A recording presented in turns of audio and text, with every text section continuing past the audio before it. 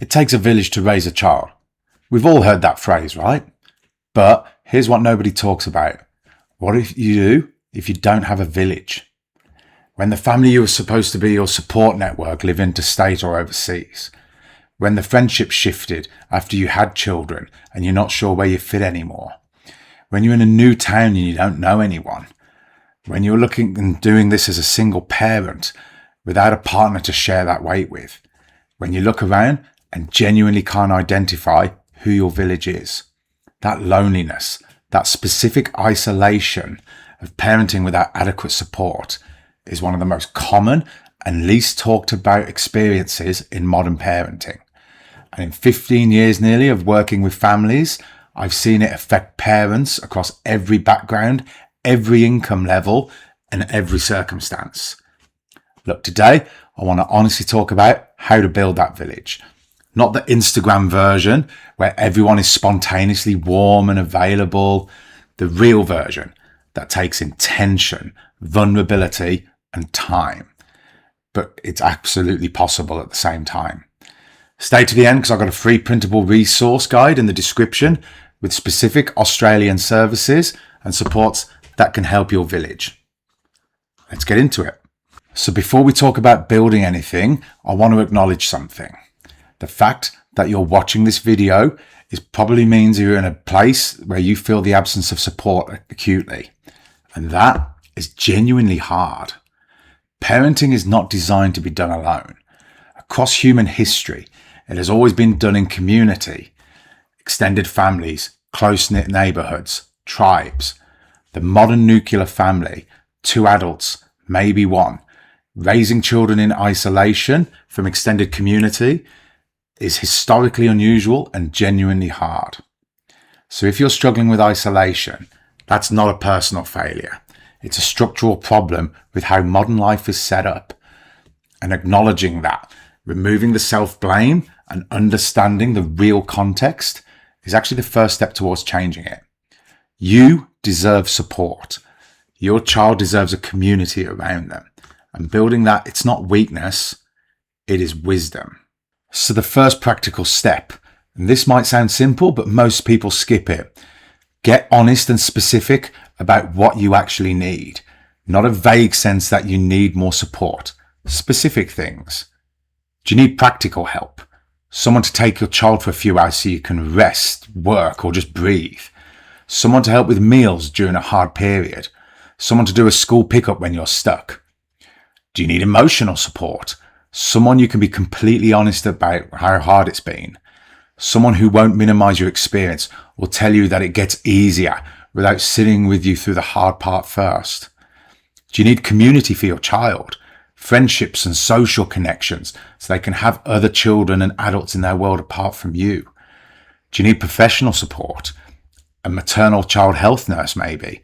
A family support worker? A counsellor?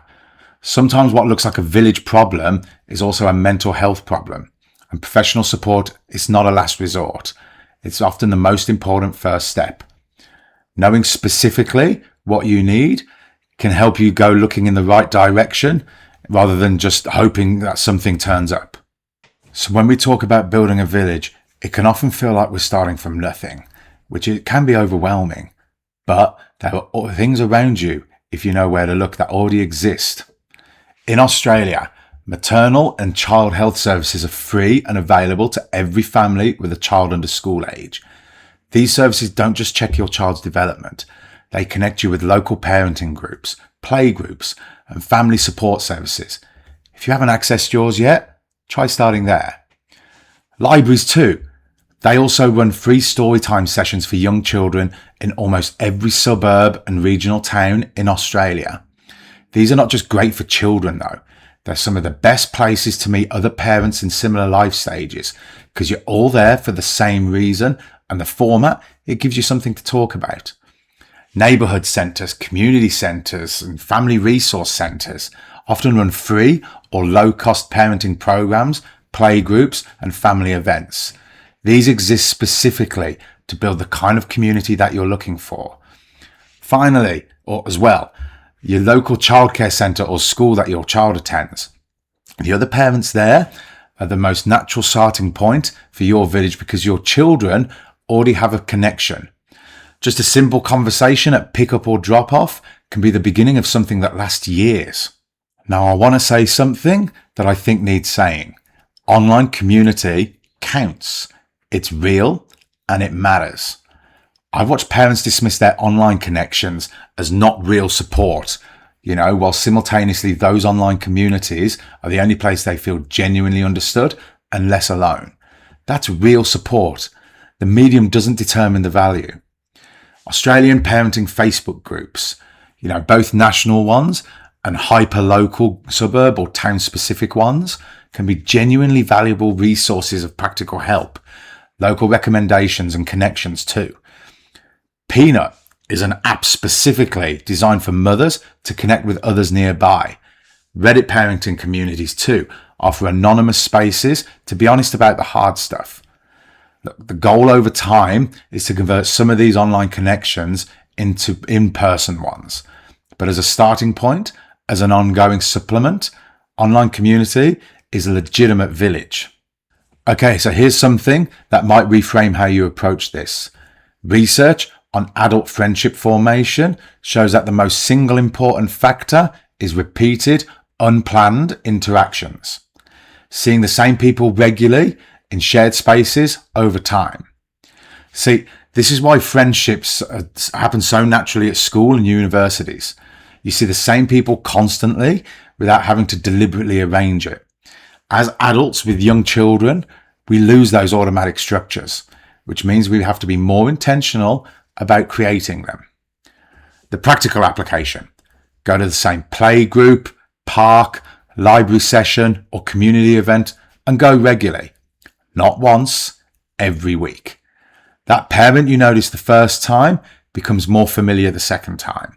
Someone you chat briefly with the third time, and then someone you actually look forward to seeing the sixth or seventh time. Consistency is the secret ingredient in adult friendship formation. It's not about having spectacular conversations. It's about showing up in the same place often enough to build that familiarity and build that comfort naturally. Okay, so this next step, it's the step that most people avoid, and it's the one that makes everything else work. At some point, you have to let someone know that you're not completely fine. Not in a dramatic way, not dumping everything on someone you've just met, but small human moments. Honestly, it's been a hard week. When someone asks how you are, instead of the automatic, yeah, good, thanks. Being honest when you're finding something difficult. Asking for something specifically when you need it. Vulnerability is what converts acquaintances into friends. It's what signals to other people that you're available for a real connection rather than just pleasantries. And almost always, when you expose a small vulnerability, the other person meets you there with something real from their own experience. Most parents are quietly struggling with the same things you are. Most parents feel more isolated than they let on. The person you think has it all together at the school or childcare pickup very likely goes home and feels exactly what you feel. Vulnerability is what breaks through the performance and creates actual connection. Look, a village isn't just something you receive. It's something you're part of. And being part of it means contributing as well as receiving. So look, the practical side of this. Offer before you need something. If you go into the supermarket, ask another parent if they need anything quick. If you know that a parent's having a hard week and you're making a meal, just make that little bit extra and drop it off to them. Offer to take another child to a birthday party for a couple of hours so they can have a break or a bit of a nap. These small acts of practical generosity, these create reciprocal relationships that become genuine community over time. So look, it can feel counterintuitive to give when you're already depleted, but giving is also connecting. And those relationships build through practical mutual help that makes it often stronger and more reliable than those purely built on just social interaction. The question to ask yourself regularly, who in my world might be able to use something right now? What can I offer that wouldn't deplete me necessarily, but might matter to them? That orientation, looking outward, even slightly, is how villages form. Now, I want to explicitly include professional support in the definition of village because I think there's a sense that needing professional help means that the village has failed somehow. It hasn't. Professional support is just one of the many forms that a village can take. So in Australia, there are genuinely excellent free and low-cost services for families that are struggling with isolation or lack of support. Family support workers through your local family services organisation, home visiting programs for families with young children, perinatal mental health services if isolation is affecting your mental health, the parent line in your state. These services exist because parenting without support is a recognised challenge that the community has decided to respond to. Using them is not failure. It's exactly what they're there for. And sometimes when the isolation is acute and the significant impact is building on you, professional support is what gets you stable enough to start building the informal community connections that eventually do become your village. Building a village, it takes time. I want to be honest with you about that because I don't want you to try these steps for a couple of weeks, feel like it's not working, and then just give up on the whole endeavour. So look, meaningful relationships and those community connections don't form as quickly as adults. Research suggests that it takes anywhere between 50 to 200 hours of shared time for casual acquaintances to become close friends. That's like months of regular interaction, which means the goal now isn't to have your village straight away. The goal is to plant the seeds of it, to start that consistent showing up, to have those small conversations, to take those small risks of vulnerability, and to trust that over time, those seeds will grow into something real. Look, be patient with the process. Be patient with yourself, even when it starts slow. Every connection you're building, however small it seems right now, is part of something that genuinely matters for you and your child. So I want to wrap this up by naming what's actually at stake here, because it's bigger than getting through those hard days without support, as important as that is, of course. The village that you build around your child gives them something that shapes who they become. Other trusted adults in their life who know them and care about them. A sense of belonging to something beyond their immediate family. Models of community and reciprocity will carry them into their adult relationships.